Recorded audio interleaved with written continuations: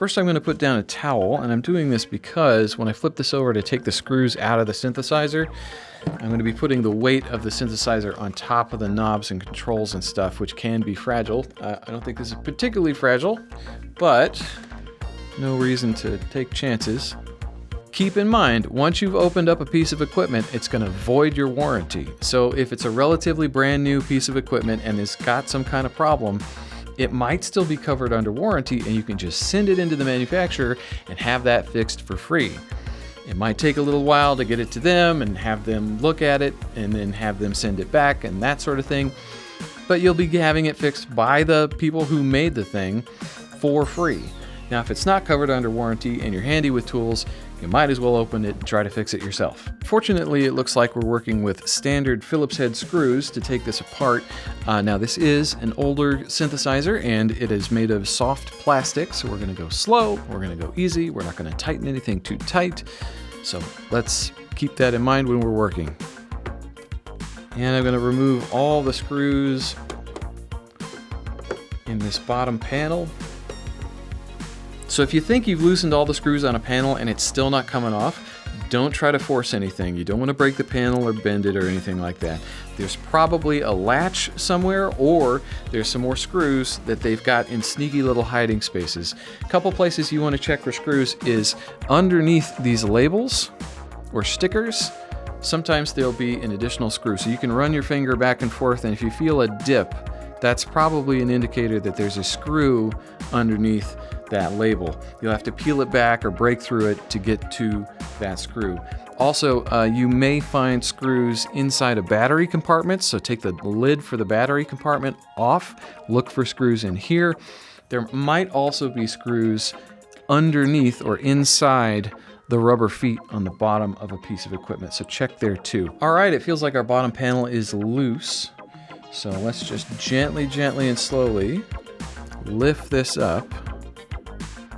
There we go. Take it one little step at a time. Make sure you don't lose the screws. You're gonna need the screws to put it back together.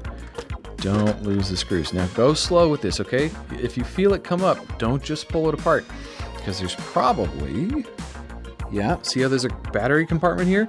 That is attached to the inside with a cable.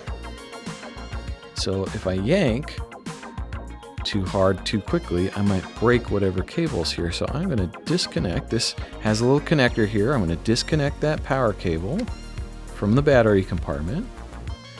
And then I'm going to leave all those screws in the bottom panel and set that aside so the screws can just sit in there and they can not get lost and just stay where they're supposed to go. So now, up here in the top left, we can see our power switch. And that is what is going to get replaced. So we're looking at the top of this circuit board. I need to be able to get to the underside of the circuit board. I probably should start by disconnecting all these wires. We'll start by disconnecting this wire on the left. On this side of the wire, it is soldered into this circuit board, so I'm going to leave that side alone, because on this side of the circuit board, there is a connector. So I will be, it's kind of a long connector. I'll grab both kind of ends at once and just kind of rock it back and forth and apply gentle but firm, if that makes any sense, pressure up, and then that connector comes off. So now that's disconnected. Same issue with this wire here, this set of wires, this multi-pin connector.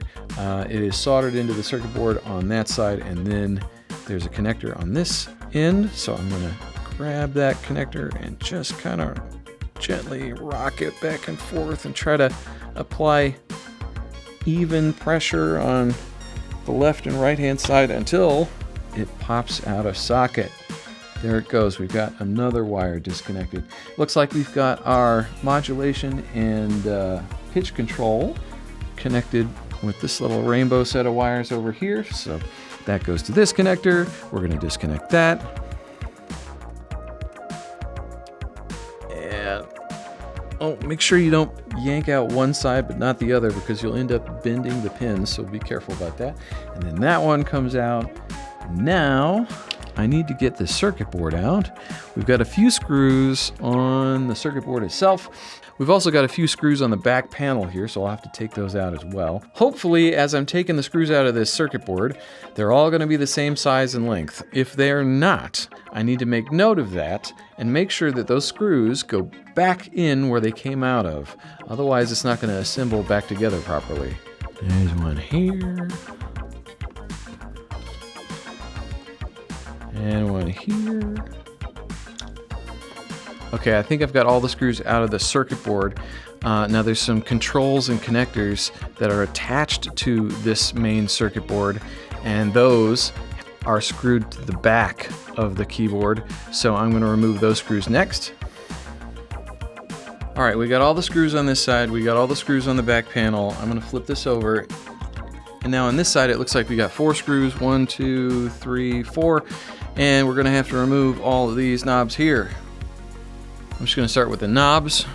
Equal pressure on both sides of the knob as I'm lifting. You don't want to like yank it from one side and snap the knob. Some of these, the shafts on these controls are, yeah, this is plastic, so that's going to be more fragile than if it was a metal knob. Oh, that one came off nice and easy.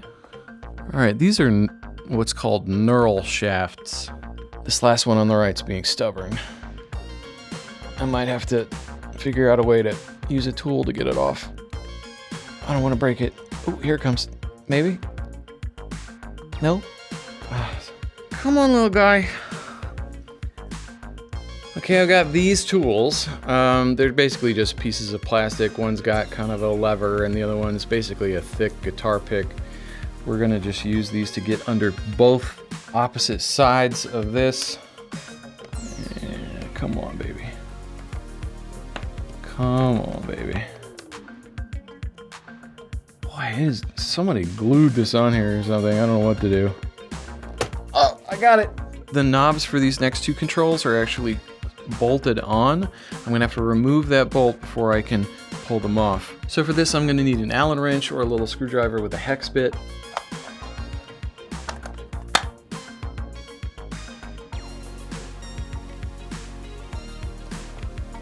Now I have 3 controls that have metal shafts and nuts on them, so I'm going to have to remove these nuts. You can remove these with a wrench or pliers or something, but the best tool to not scratch the device is probably a socket.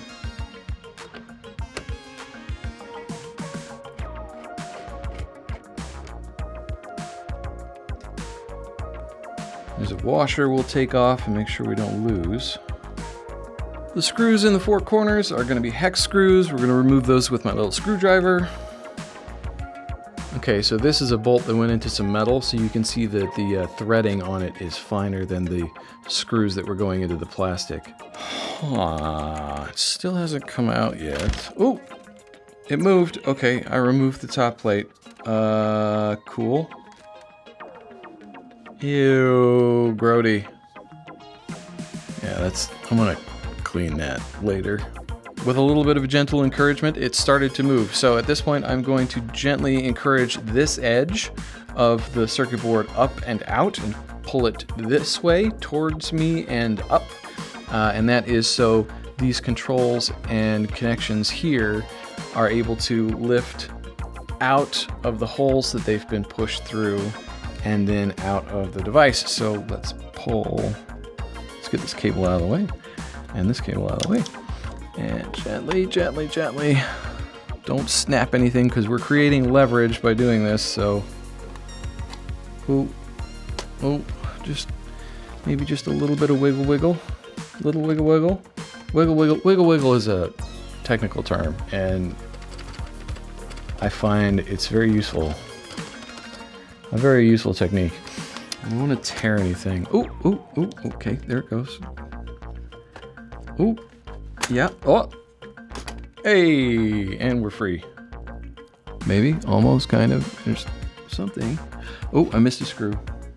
This is why we're gentle, because sometimes you miss a screw and you almost tear a cable. All right, let's look at the solder points for the power switch. So I've got 6 solder joints that I need to have the solder removed to get the old switch out and put the new switch in. And I'll remove that solder with this solder pump. Iron's heated up. just a little bit of solder applied to the tip of the iron, we get the solder pump ready, melt the solder that's on there, and pump. Beautiful. Melt the solder that's on there. And pump. You'll notice that the second solder point that I removed took longer because I didn't apply a little bit more solder to the tip of my iron. Having just a little bit of solder and flux on the tip of your iron when you're desoldering is going to help solder melt. Also, if you're not fast enough, it's possible to apply too much heat to the solder pads, and the solder pad will come up off the circuit board. And then you have to fix that with a little bit of wire or something.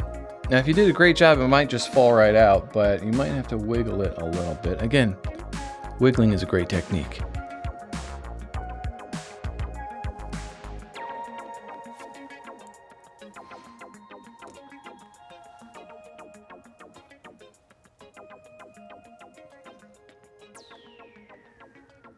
Huh.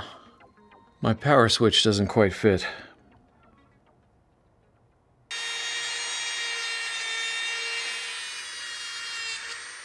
And now I insert my power switch that fits perfectly, and we solder it in. Alright, we heat the leg of the component and the pad, and then we apply solder, and we heat for a moment more, and we release.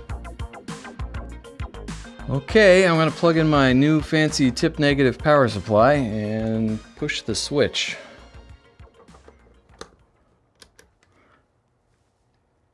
There's lights! It looks kind of normal.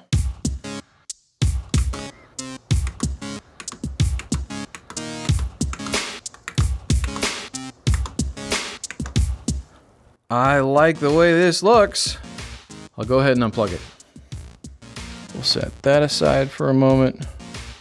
I'm just gonna clean the control board just with some mild cleaning solution. Don't use anything too toxic because it could wipe off the words and information on the control panel.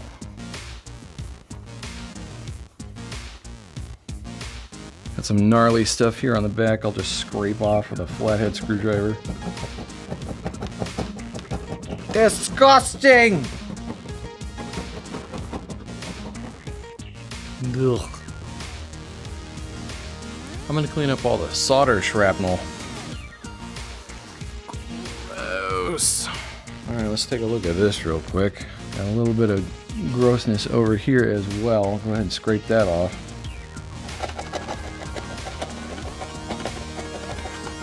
Yes, I'm scraping the plastic. I'm not so worried about that because it will be under the control panel and no one will ever know. As long as I don't do anything stupid like record it on video and put it on the internet. New rag, a little more cleaner. Oh, it's thunderstorming outside, do you hear that? So the last person to have this was learning to play keyboard, and they've labeled their keys. I'm going to remove those labels. I think it's permanent marker. I'm going to use a dry erase marker, and hopefully this will get that off of there. So we're going to just scribble on the permanent marker and give it a wipe. And off it comes. I got most of it. There's still a little bit left, but that's okay. All right, we'll do that to all of these.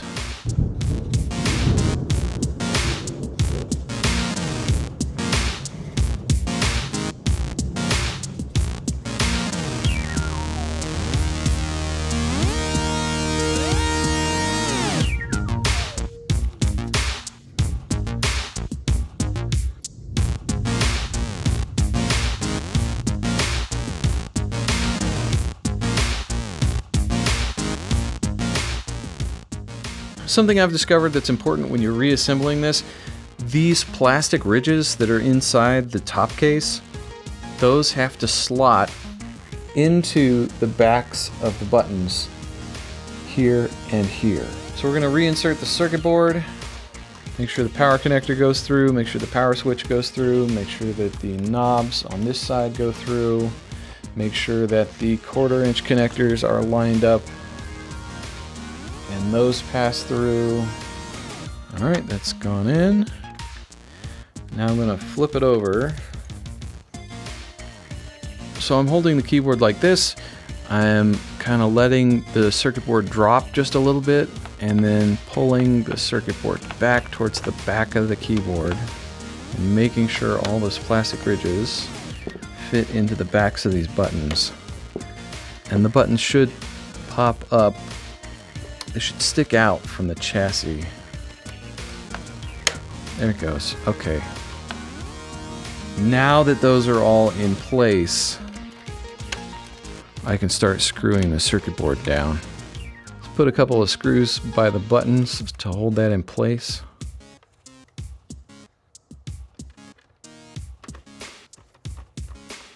Alright, we'll put the rest of the silver screws into the circuit board.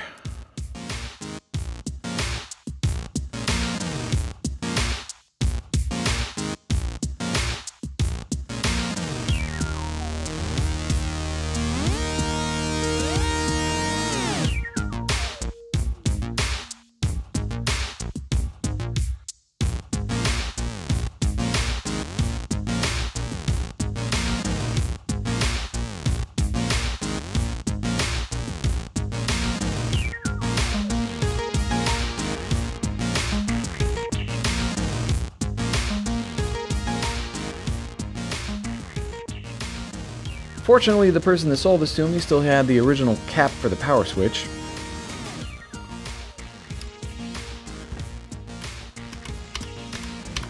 And this goes right here.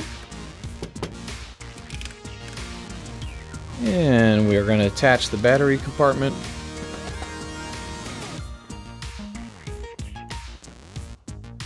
And put the bottom panel back on.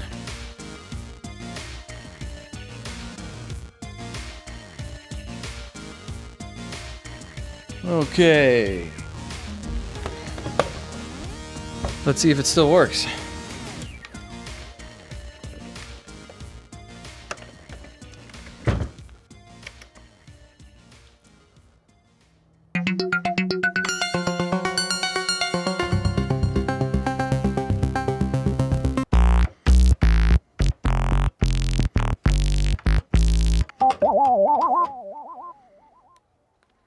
Oh, no way.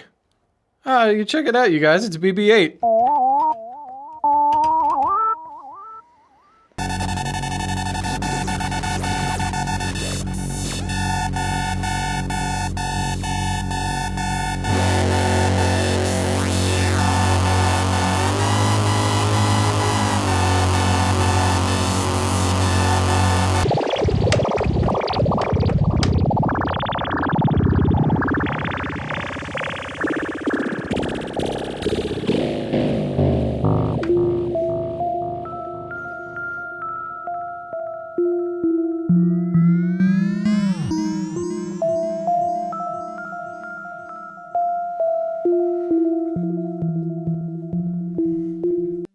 This is how the vocoder works. Does anyone want to tackle? Free tacos. Hip audio.